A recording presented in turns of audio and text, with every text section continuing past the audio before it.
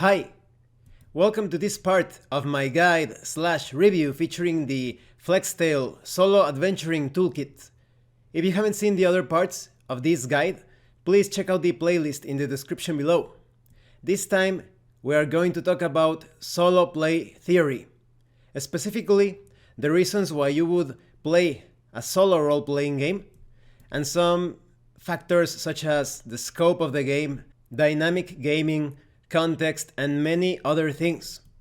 I am going to read through these paragraphs and I will give you my opinion on the different points that are covered. Well, let's start talking about why you would play a solo role-playing game. Pen and paper role-playing games are fantastic. Yes, of course. Except when there's nobody to play with. Sadly, that's the truth for many people that are interested in getting into this amazing hobby.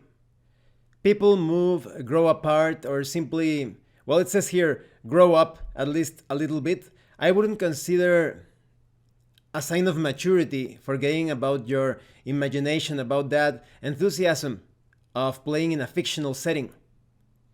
So it says here, what used to be easy becomes difficult or outright impossible.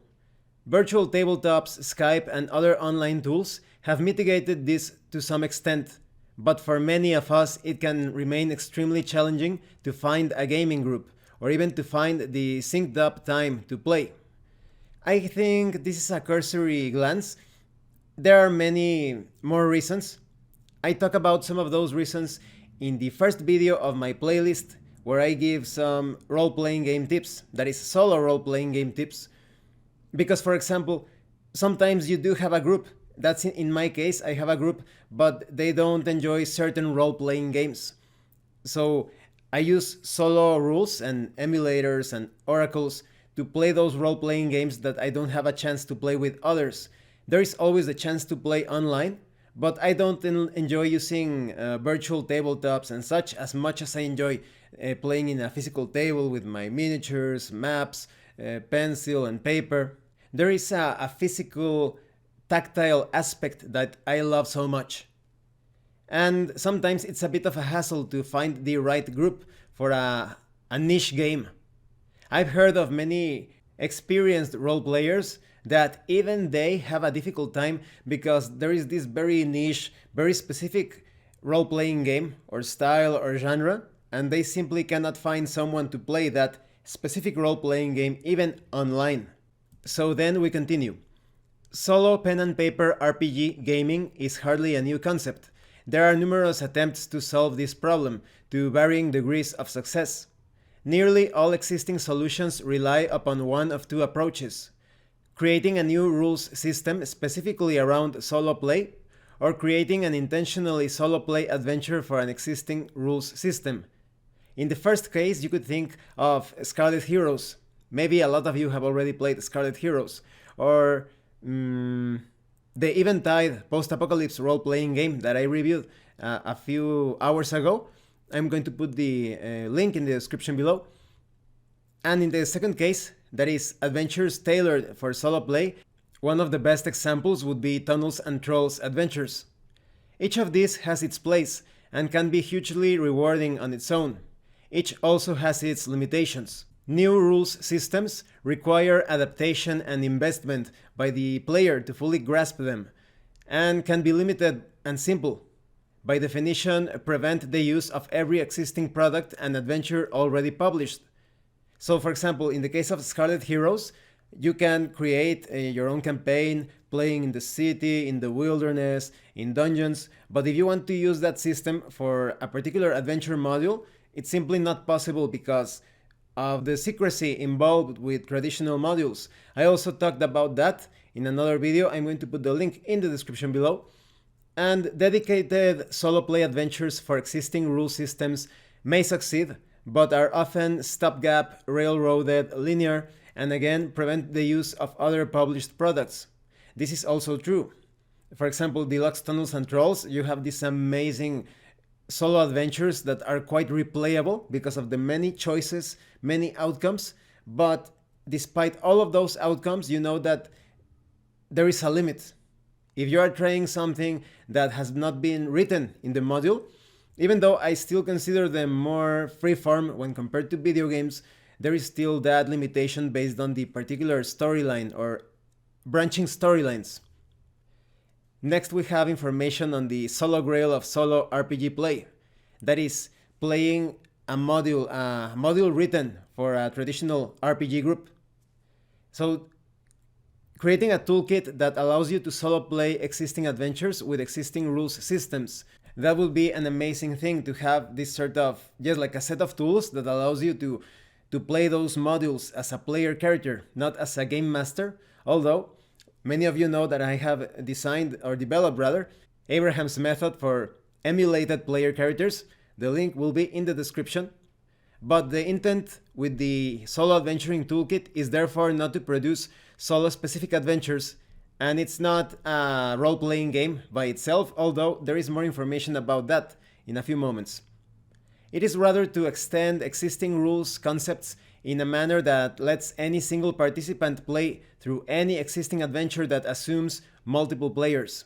This will result in an imperfect experience by definition and by design, but intends to reproduce the experience of traditional multiplayer RPGs as closely as possible. Well, I will differ a bit from this because that is, I am in disagreement because it depends on the experience, right? A solo role-playing game is never going to be the same as a role-playing game that you play with other people because it's a solo role-playing game. And I wouldn't say it is imperfect, it's just a different experience. Let's continue. The intent of these rules should be reproducible in any gaming system. Examples and design have been written to apply to Pathfinder and 5th edition, Dungeons & Dragons. Additionally, the intent is also to give a framework and tools for creating solo play adventures of your own, or to adapting your own homebrew adventure content to be used in a solo context. So as you can see, this is quite ambitious. This toolkit will allow you to play those purchased modules, or modules perhaps designed by other people, by your friends, or modules that you designed yourself. It is also possible because there is a certain randomization of the outcomes, but we will get to that in a future part of this review. Now we have information on a completely new game. With all the new rules, revisions, and in some cases, significant modifications to the existing mechanics of the games you know and love, it may be tempting to refer to the Solo Adventuring Toolkit as an entirely new game. Well, in a very real way, that's the entire point, isn't it? To take the game you love to play socially with other people and to make it a solo experience. It's natural that the resulting game system will be a new beast, though it shares a great deal with the game systems that gave it life and form its skeleton and starting point. I agree with this. Any role-playing game that you have played with your group, when you play it as a solo game, it feels like a completely new experience. Next, we have information on scope. The intent with the Solo Adventuring Toolkit is not to produce solo-specific adventures. While these have been attempted to varying degrees of success across several decades and many different systems, ultimately they are either too contrived or too limited in what they accomplish by design. A single well-made solo adventure may indeed be a great and enjoyable thing, but then it's done with. It's not as though you can go back to it and play back through it over and over again. And here I am in disagreement because there are many Tunnels and Trolls adventures that you can play over and over again, and you feel like there is always something left that you haven't explored. I remember when I used the first adventure that I played, the Buffalo Castle, there are some guidelines in the module on how to convert it to a traditional adventure with other players, to play with other players. And when I did that, I had played that adventure so many times, and I decided, well, I already know everything that's in it. I am going to go through the different rooms and create these keys to run the encounters with my group. And there were so many things that I didn't get a chance to explore that I spoiled myself by turning the adventure into a multiplayer experience. So like I said, definitely try those Tunnels and Trolls adventures. Let's continue. So unless you can reasonably go out and find several dozen well-made and enjoyable solo adventures, each crafted specifically and appropriately so as not to overpower your particular choice of player character class and level, then creating dedicated solo adventures does not seem to be the best approach to the problem.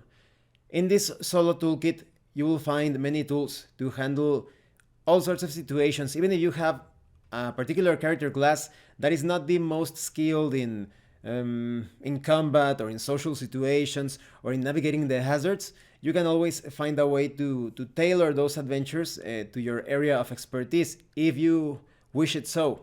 There are many other approaches. You could perhaps hire a non-player character that has the skills that you lack. You could use some alternative methods, etc. Let's continue. Rather than create dedicated solo adventures, then it is instead the intent of the Solo Adventuring Toolkit to extend existing rules concepts in a manner that lets any single participant play through any existing adventure that assumes multiple players. It must be said that this approach will result in an imperfect experience by definition and by design, but intends to reproduce the experience of traditional multiplayer RPG as closely as possible. Again, with the it is not a perfect experience. I think that serves as a sort of detriment for someone who has just started to play solo role-playing games, and you start to read this, you're going to feel a bit discouraged. So this is an error, in my opinion, or a not so positive way of communicating the concept of solo RPGs. The intent of these rules should be reproducible in any gaming system. Examples and design, just related to Pathfinder and 5th edition. The intent is also to give a framework and tools for creating solo play adventures, should the reader be inclined towards doing so. Indeed, the problems that this set of rules and tools was designed to overcome plague dynamic adventurers and dedicated solo adventurers alike.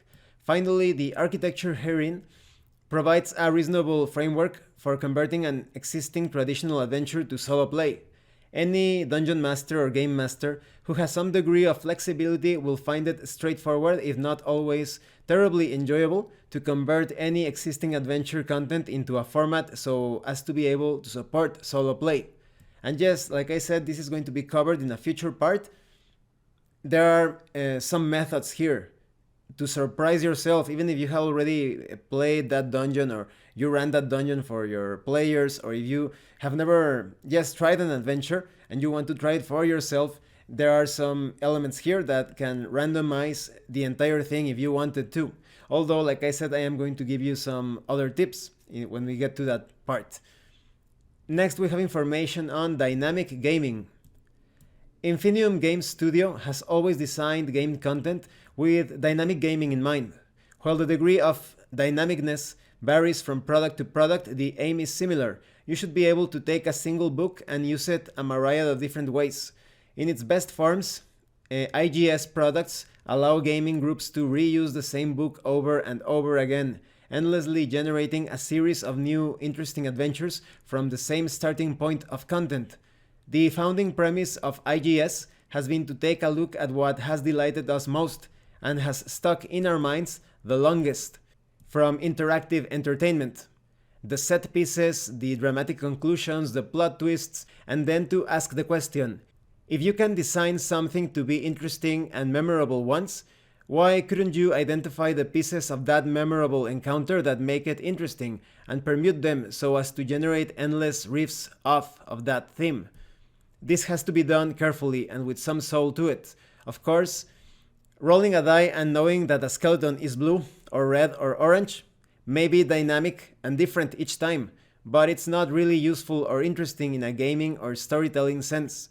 If that skeleton has different powers and different intriguing physical descriptions and different class levels, different equipment, and its weapons bear poisons and curses that are dynamically generated, well, there you're getting into interesting dynamic territory. So yes, it's all about that experience. You're not playing like one of those roguelite video games. You're actually playing something that builds up to a story. You do have outcomes. You have a way of winning or losing, that is dying or succeeding, defeating the monster, obtaining the treasure, MacGuffin, etc. But it has to feel real within the fictional context. And the way that this toolkit handles things is that those pre-generated modules, many things related to secret doors, some plot elements, the things that you are going to find they could change place, they could be entirely different things. Let's continue. The Solo Adventuring Toolkit was designed with dynamic gaming as a fundamental premise.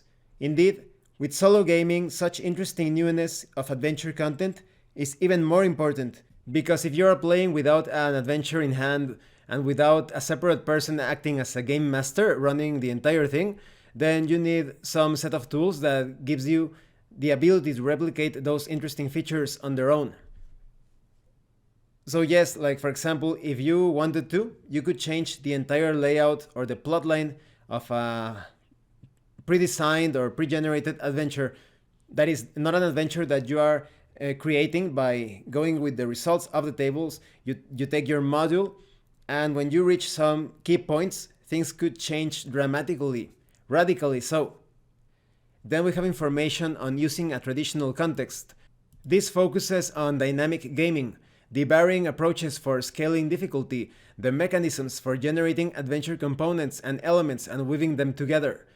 These are essential for producing a rewarding and interesting solo play experience, but they are all greatly powerful tools for traditional tabletop role-playing games as well. There's no reason an enterprising game master could not take the Solo Adventuring Toolkit, use it to dynamically generate an adventure, and simply presenting it to the gaming group as a pre-generated adventure. The players might never know that zero preparation had gone into the content beforehand. So this toolkit is going to be extremely useful to create adventures on the fly for your group or for your own solo sessions, but as I stated several times during this part, you can use it to modify existing modules, and I think that many players watching this guide, this video, are interested in that. Because sometimes, even if you prefer another approach, perhaps you have purchased your role-playing game and you think, oh, I'm going to run it solo, I'm so excited, and then you find these included adventures or scenarios in the book, and you feel so tempted to run them, but you can't find people to run those modules, those adventures, and you cannot run them for yourself because you already know what's going to happen. But here you will find the tools to run those modules. And this concludes this part of the guide/review for today. It's really fun to go through this theory. There's a lot more theory in store before we go into some other tables, and I think these are important points to determine the solo adventure that you are looking for, the solo experience. So this is important theory before you jump into the practice. Thanks for watching this part of the guide/review, and thank you so much to those of you that have been supporting the channel by sending Drive-Thru RPG gift certificates. If anyone else wants to further support the channel, the information on how to do that will be in the description below. Once again, thank you, and see you later.